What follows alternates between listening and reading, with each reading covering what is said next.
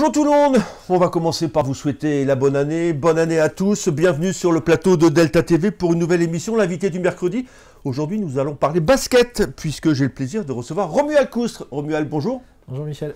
Bonne année à Romuald. Alors un bilan pas du tout satisfaisant, hein, puisqu'on est à 5 victoires pour 12 défaites avec une série, même si vous n'aimez pas employer le mot série, de 8 consécutives. Ouais, pas dans les plans quand même. C'était pas dans les plans, c'est une première partie de saison compliquée, qui s'est compliquée à mi-parcours, puisque après 9 journées, on était à 5 victoires, 4 défaites, et que globalement, c'était plutôt une première partie de demi-saison positive. Ça s'est compliqué depuis début novembre, là, où effectivement, on a une série compliquée. Comment on l'explique alors? C'est quoi? C'est les blessures? C'est plein de paramètres. C'est le niveau qui monte aussi des équipes qu'on rencontre? Parce que bon, on a commencé assez cool et puis après... Non, c'est des blessures, c'est des calendriers qui vous font jouer à certains moments des équipes qui sont en pic de forme alors qu'elles l'étaient moins avant. Voilà, et puis une équipe qui commence à douter, et on sait que dans une série, à partir du moment où on se met à douter, et ben voilà, on est dans un cercle vicieux qui fait que l'équipe est en perte de confiance. Alors, on va pas juger du recrutement, on n'est pas là pour ça, mais bon, il y a quand même des satisfactions et puis des déceptions. Oui, mais ça, c'est le lot de toutes les équipes et chaque saison. Il y a parfois des surprises, et c'est des joueurs dont on est satisfait, qui vont au-delà de ce qu'on espérait d'eux, des joueurs qui sont décevants. On a tendance à moins le voir quand l'équipe marche bien.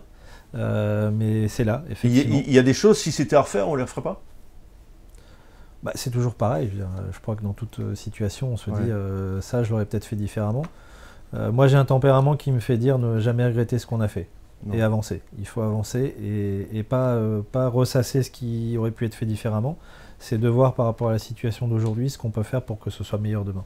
L'épisode d'Adonis Thomas qu'on prend pigiste de Papsi, on le signe jusqu'à la fin de saison et puis on le coupe 3 semaines, un mois après.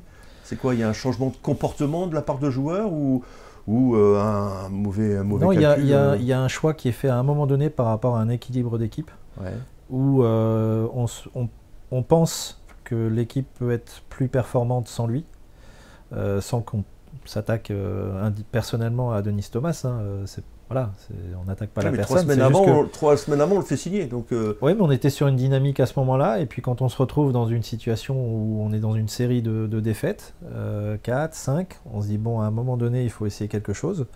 Donc effectivement, le choix est fait de se séparer, entre guillemets, d'Adonis Thomas pour responsabiliser les autres joueurs.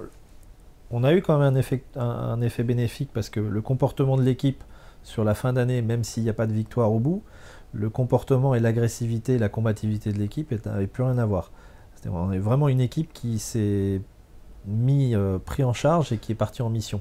Et qui est partie en mission contre des équipes qui étaient plus fortes. C'est ce qu'on peut regretter. Qui étaient plus fortes. Alors, on est tombé à un moment où le calendrier n'était pas facile, mais à la fois, si on regarde sur le long terme, on sait que ce choix-là peut avoir des effets bénéfiques sur la deuxième partie de saison.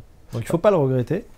Il faut se dire que voilà, c'est un choix qui a été fait. Et la blessure de Michael Thompson là, qui revient, et il a été blessé, c'est pas une blessure diplomatique, il a vraiment été blessé? Non, c'est pas une blessure diplomatique. La difficulté, c'est qu'il n'a qu'une semaine d'absence, mais c'est une semaine où on joue 3 matchs, et où on joue Bourg-en-Bresse, Levallois et Lasvel. Donc c'est pas cadeau. Quand on perd son meneur sur simplement une semaine, on peut s'en passer quand il n'y a qu'un match. Là, ça tombe sur une semaine où il y a 3 matchs contre des très grosses équipes. Donc effectivement, ça nous a vraiment pénalisé. Donc on est à la mi-championnat.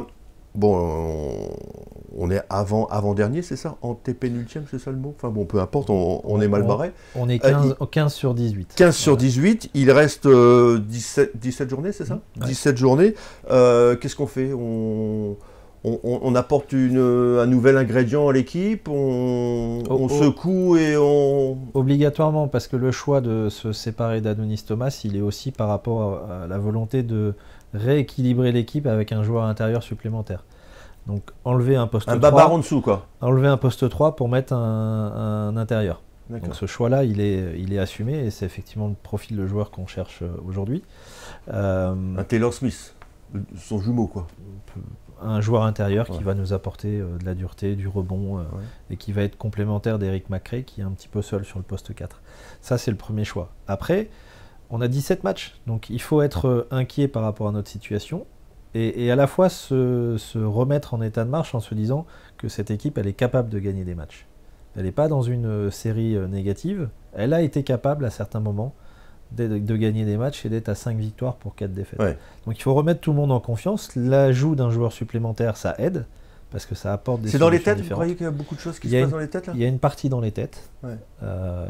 beaucoup. C'est vrai parce que, en fait, on n'était pas trop mal parti. C'est les 8 derniers matchs là, qui plombent le classement, alors que, je veux dire, mis à part une blessure et puis Adonis Thomas qui était parti, pas raison de perdre 8 matchs quand même. Non, mais c'est pour ça qu'il faut savoir relativiser, ne pas être en panique totale parce qu'il y a 8 défaites, il y a des choses à faire pour que justement la série s'arrête et que l'équipe reprenne confiance et redevienne une équipe qui va de l'avant et qui gagne des matchs.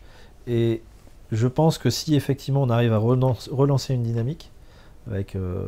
on est combien? 4 victoires des playoffs là, mine de rien? On est à 3 victoires des playoffs. Ouais. On est à 2 victoires de la dernière place. C'est un championnat qui est l'un des championnats les plus homogènes de l'histoire de la LNB. Ouais. C'est-à-dire que des équipes qui sont aujourd'hui en play-off ont des bilans négatifs. Ouais, c'est vrai. C'est assez rare pour le souligner. Donc c'est une saison tout à fait particulière, dans un contexte particulier. Il faut reprendre confiance, et si on arrive à reprendre confiance et à enchaîner une victoire, 2 victoires, ce qu'on vient de vivre va nous servir. Ça, c'est une certitude. Donc on y croit encore. Enfin, c'est normal. Je veux dire. À aucun moment. Non, je sais bien, mais bon, on est quand même. Si on n'y croit plus, il faut s'arrêter et changer de métier. D'accord. Donc le prochain match, vous allez à Cholet, ensuite on reçoit Roanne. Donc c'est un calendrier. Pas facile, parce que Cholet est une. Non, il n'y a rien de facile. Hein, et c'est un match à l'extérieur. Ouais. Maintenant, c'est une reprise après trêve. Ouais. On ne sait jamais à quoi s'attendre. Des deux côtés. Des deux côtés, ouais. Aussi bien de leur côté que du nôtre. Et après, on a un match contre Roanne qui va être un match important, parce que c'est un de nos adversaires directs actuellement. C'est une équipe qui vient de changer vous en avez mis 40 là-bas aussi. Oui, mais ça a pas mal changé depuis. Ouais. Hein, ils ont changé de coach, ils ont un nouveau président qui arrive avec beaucoup de moyens financiers. On peut s'attendre à ce que... Les cartes vont être rebattues là dans le mois de janvier. Concernant Roanne, les cartes sont totalement rebattues. Ouais, Roanne. Bah écoutez Romuald, vous savez ce qu'on va faire? On va prendre rendez-vous au mois de mai. Hein, avec plaisir. Et au mois de mai. Alors on va être où au mois de mai, Romuald? Ben, on sera bien.